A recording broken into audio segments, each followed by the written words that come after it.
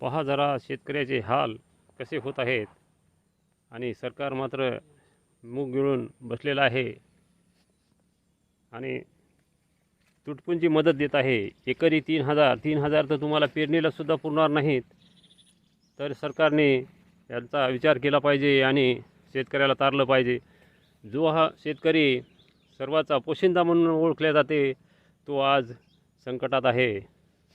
तर तुम्ही सरकारने योग्य ती मदत केली पाहिजे। मदत जर नाही करसाल तर येत्या काळात शेतकरी हा खचून जाईल आणि आत्महत्या करेल। तुम्ही अवश्य मदत करावी।